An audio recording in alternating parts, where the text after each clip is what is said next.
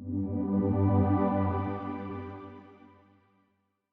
Students, कैसे हैं आप लोग। तो स्वागत है आपका हमारे यूट्यूब चैनल में। तो गाइस, अगर आप 10th बोर्ड के स्टूडेंट हैं तो आपको ये जरूर पता होगा कि यहाँ पे क्वाड्रेटिक इक्वेशंस नाम से चैप्टर होता है जो बोर्ड्स के लिए काफ़ी ज़्यादा इम्पोर्टेंट है। तो इसमें ना आज मैं आपको कुछ चीज़ें और कुछ ऐसे ट्रिक्स बताने वाला हूँ जिससे अगर आप के एग्ज़ाम में इस टाइप के क्वेश्चंस अगर आए तो आप उन क्वेश्चंस को इजीली सॉल्व कर सको और आपका जो आंसर है वो बिल्कुल करेक्ट है। तो जिस तरह की मिस्टेक्स बेसिकली आपसे अनजाने में हो जाती हैं, तो उस तरह की मिस्टेक्स आपसे ना हो, तो इसलिए मैं ये वीडियो आपके लिए बना रहा हूँ। इस वीडियो को आप स्टार्टिंग से एंड तक जरूर देखें ताकि आप ये समझ सकें कि इस तरह के क्वेश्चंस अगर एग्जाम में आए डायरेक्ट वे या इनडायरेक्ट वे में, कभी कभी क्या होता है कि इस तरह की क्वेश्चंस ही बन के आती हैं, बट वो बर्ड प्रॉब्लम वाले क्वेश्चंस में बन के आती हैं। ठीक है, तो पहले हम इस वे की बात करते हैं, देन हम नेक्स्ट सेशंस में बात करेंगे कि बर्ड प्रॉब्लम वाले क्वेश्चंस को कैसे सोल्व करना है, और फिर उनमें जब क्वाड्रेटिक इक्वेशन इस तरह की बनती हैं तो उनको कैसे सोल्व करना है। ठीक है, तो देखिए आप जैसा यहाँ पे देख सकते हैं, मैंने ये दो क्वेश्चंस दिए हुए हैं। एक क्वेश्चन है x square minus 3x minus के 10 इज इक्वल्स टू 0 एंड एक क्वेश्चन है x square minus 45x plus 324 is equals to 0। तो हम इसमें पहले क्वेश्चन की बात कर लेते हैं। अब देखिए इसमें क्या होता है, हमें बेसिकली दो फैक्टर्स ऐसे चाहिए होते हैं कि वो हम इस 3 जो बेसिकली हमारी क्वाड्रेटिक इक्वेशन क्या होती है, a x square plus b x plus c is equals to 0 होती। ठीक है, मतलब ए की वैल्यू तो एक्स स्क्वायर पे मल्टीपल होता है, बी की वैल्यू एक्स का मल्टीपल होता है जो यहाँ पे 3 है, और सी की वैल्यू जो ये लास्ट वाली वैल्यू दी होती है वो सी की वैल्यू होती है। ठीक है, तो हमें बेसिकली सोल्व ये करना होता है कि अगर हम इस सी की इस लास्ट वाले नंबर की मल्टीप्लाई फर्स्ट वाले नंबर से करें। अभी यहाँ पे x के मल्टीपल में कुछ नहीं है, x के मल्टीपल में आप कंसीडर कर सकते हैं कि 1 है। ठीक है, तो हमारे जो हम फैक्टर करेंगे वो हम कैसे कैसे उन फैक्टर्स को हम लेते हैं और कैसे फिर आगे क्वेश्चन सोल्व होता है, तो वो मैं आपको अभी बताता हूँ सर। तो देखिए ये 10 और इसकी मल्टीप्लाई हम 1 से करते हैं अंदर, तो हमारा आंसर 10 आता है। ठीक है, तो 10 के ऐसे फैक्टर हमें करने हैं जो माइनस करके 3 आए। ठीक है, अब मैंने ये क्यों बोला कि माइनस करके 3 आए प्लस करके 3 क्यों ना आए, तो वो मैंने इसलिए बोला क्योंकि यहाँ पे आप देख सकते हैं यहाँ पे हमें माइनस मिला हुआ है ऑलरेडी क्वेश्चन, तो इसलिए हमें 10 के ऐसे फैक्टर्स करने में जो माइनस करके 3 आए। ठीक है, तो अब 10 है बेसिकली एक नंबर है नॉर्मल सा, तो इसके फैक्टर आप क्या कर सकते हो, 2 इंटू 5 या 5 इंटू 2 नॉर्मल फैक्टर आप ये इसके कर सकते हो। ठीक है, तो 2 5 जब 10 होता है, 5 2 जब 10 होता है इसलिए। बट अगर हम 5 में से 2 माइनस करें तो हमारा जो आंसर है वो 3 आता है, और हमें चाहिए भी यही। राइट, मतलब कि हमें दो ऐसे नंबर्स चाहिए जिनको अगर हम मल्टीप्लाई करें तो ए की वैल्यू और सी की वैल्यू की जो मल्टीप्लाई है वो आए, और अगर हम उनको इस क्वेश्चन के अकॉर्डिंग माइनस करें तो हमारा आंसर 3 आए। ठीक है, तो अब हमें जो फैक्टर्स हैं वो पता चल गए, ये फैक्टर्स है 5 और 2। तो अब हम क्या करते हैं, आगे इसको सोल्व कर लेते हैं क्योंकि हमें फैक्टर्स पता चल गए 5 और 2। तो आगे आपको क्या करना है, एक्स स्क्वायर ऐसे का ऐसे ही रहेगा, यहाँ पे माइनस है उसी को भी ऐसे का ऐसे ही रखो, और सिर्फ 3 के प्लेस पे आप क्या करो, जो आपके फैक्टर्स हैं जैसे 5 और माइनस 2 है उनको बस प्लेस कर दो उन दो फैक्टर्स को, और अब आपका ये x है तो x को आप एज इट इज यहाँ पे लिख, ये माइनस 10 इज इक्वल्स टू 0। ठीक है, तो अब हमें क्या करना है कि इस x की मल्टीप्लाई इस 5 और 2 से करनी है। तो अब अगर हम 5 और 2 से करेंगे तो इसमें सबसे ज्यादा जो जरूरी चीज है वो ये देखने वाली होती है कि यहाँ पे जो साइन है वो माइनस का है या प्लस का है, उस साइन की मल्टीप्लाई भी 5 और 2 से अंदर में होगी। ठीक है, तो यहाँ पे प्लस हो या माइनस हो और कोई सा भी इस टाइप का क्वेश्चन आए, आपको ये जरूर ध्यान रखना है कि यहाँ पे माइनस है या प्लस है, क्योंकि उसकी मल्टीप्लाई भी इन दोनों फैक्टर्स से होगी इस x के साथ में। अब आगे हम इसको कैसे करेंगे, तो एक्स स्क्वायर हमारा ऐसे ही है माइनस, ठीक है, अब 5 के स्टार्ट में कुछ नहीं है मतलब प्लस, तो माइनस प्लस माइनस, इसलिए मैंने माइनस लिया। 5 x की मल्टीप्लाई 5 से कर लेते हैं तो x हो गया। अब ये हम देखेंगे तो माइनस का 2 है, तो माइनस माइनस प्लस, मतलब यहाँ पे प्लस की वैल्यू आएगी, तो प्लस के 2 और x। यहाँ पे इसको हम ऐसे लिखेंगे माइनस के 10 इक्वल्स टू 0। ठीक है, अब जब हम इस स्टेप तक आ गए इस टाइप के क्वेश्चंस में, तो अब हमारा नेक्स्ट स्टेप है कॉमन लेने का।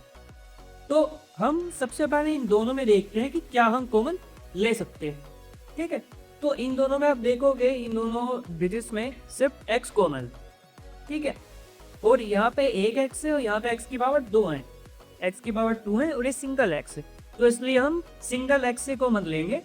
अदरवाइज अगर हम x की पावर 2 कॉमन लेते हैं तो वो दोनों में नहीं है, सेकंड नंबर में सिर्फ x है, तो इसलिए हम x यहाँ पे कॉमन ले लेते हैं। तो x की पावर 2 में से एक x बाहर आया, तो ये हमारा रह गया x एंड माइनस 5। ठीक है, अब हमें इन दोनों नंबर्स में से कॉमन लेना है, बट यहाँ पे कंडीशन ये है कि इन दोनों नंबर्स में से भी हमें वही नंबर कॉमन लेना है, ऐसा नंबर हमें एक कॉमन लेना है कि अगर उसको हम कॉमन ले लें तो यहाँ पे जो आंसर आए यहाँ पर वो x माइनस 5 ही हो, मतलब इसके और ये जो वैल्यू है ये और ये वाली वैल्यू इक्वल भी। अगर ये वैल्यू आपकी डिफरेंट आ रही है और ये वैल्यू आपकी डिफरेंट आ रही है, तो आप समझ जाइए कि आप कहीं ना कहीं पर मिस्टेक कर रहे हैं। ठीक है, तो यहाँ पे भी हमें ये ध्यान रखना होता है कि यहाँ पे हमें माइनस चाहिए या प्लस। ठीक है, तो अब यहाँ पे हमारा माइनस है और यहाँ पे भी हमें माइनस चाहिए और यहाँ पे प्लस है। ठीक है, तो हम यहाँ से प्लस कॉमन ले सकते हैं, क्योंकि प्लस माइनस माइनस ही हो जाएगा, क्योंकि हमें यहाँ पे नेक्स्ट में माइनस ही चाहिए, क्योंकि यहाँ पे हमारा माइनस ही आया। अब यहाँ पे हमें क्या कॉमन, देखो x दोनों में नहीं है तो हम x कॉमन नहीं ले सकते। यहाँ पे 2 हम कॉमन ले सकते हैं क्योंकि 2 से 10 डिवाइड हो जाता है, तो 2 हम कॉमन ले लेते हैं, तो यहाँ पे तो x बचेगा एंड माइनस के 5 इजी वर्ड्स तो जी। ठीक है, तो हमारा x माइनस 5 x माइनस 5 ये जो दोनों फैक्टर्स है ये सेम आए हैं, इट मीन्स कि हमारा क्वेश्चन यहाँ तक करेक्ट। तो एक फैक्टर तो हमारा क्या हुआ x माइनस 5 एंड एक फैक्टर हुआ x plus 2 is equals to 0।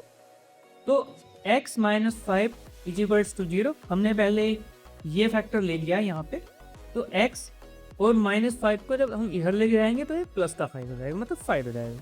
तो एक आंसर तो हमारा ये हो गया और एक है x plus 2 is equals to 0, तो x is equals to minus के 2, क्योंकि ये प्लस का 2 जब इधर गया तो माइनस के 2 हो गया। एक आंसर हमारा ये हो गया। तो इस टाइप से हम ये क्वेश्चन सोल्व करते हैं। ठीक है, अब इस क्वेश्चन में क्या था कि हमें जो नंबर्स दिए गए थे वो काफी सिंपल थे। ठीक है, हम उनको देखकर पता कर सकते थे कि ये क्वेश्चन है तो ये नॉर्मल फैक्टर से या हमें इसके फैक्टर जल्दी भी पता चल जाएंगे, मतलब हम इसका सॉल्यूशन इजी कर सकते हैं क्योंकि ये इजी क्वेश्चन। ठीक है, बट अगर आप 10th के बोर्ड देने जा रहे हैं और उनकी प्रिपरेशन कर रहे हैं तो आपके सामने इस तरह के क्वेश्चंस कभी नहीं आएंगे, क्योंकि ये बहुत सिंपल मेथड। ठीक है, वो आपको क्वेश्चन देना चाहेंगे जो कॉम्प्लिकेटेड क्वेश्चन होते हैं इस टाइप के। ठीक है, तो इस क्वेश्चन को कैसे सोल्व करना है वो हम देख लेते हैं। अब ये क्वेश्चन है x square minus 45x plus 324 is equals to 0। ठीक है, मतलब कि जैसे हमने उसमें किया था, हमने क्या किया था 324 इंटू एक्स स्क्वायर के मल्टीपल में कुछ नहीं है मतलब 1। इट मीन्स 324 के ऐसे फैक्टर्स हमें चाहिए जो प्लस करके, ठीक है, जो प्लस करके 45 वाली। ठीक है, इस क्वेश्चन में हमारी क्या सिचुएशन आई थी यहाँ की वजह से कि वो माइनस करके आ रहे थे, और इस क्वेश्चन में क्या सिचुएशन आ रही है कि वो प्लस करके आ रहा है, तो ये थोड़ा सा डिफरेंस है। तो हमें सबसे पहले क्या करना पड़ेगा, सबसे इजी मेथड, आप 324 के फैक्टर ले लीजिए यहाँ पर। जैसे हम एलसीएम और एचसीएफ निकालने में करते हैं, वैसे हमें यहाँ पे फैक्टर करने हैं। जैसे हम इसे 2 से अगर डिवाइड करेंगे तो 2 बन जा 2, 2 6 जा 12 और 2 2 जा 4।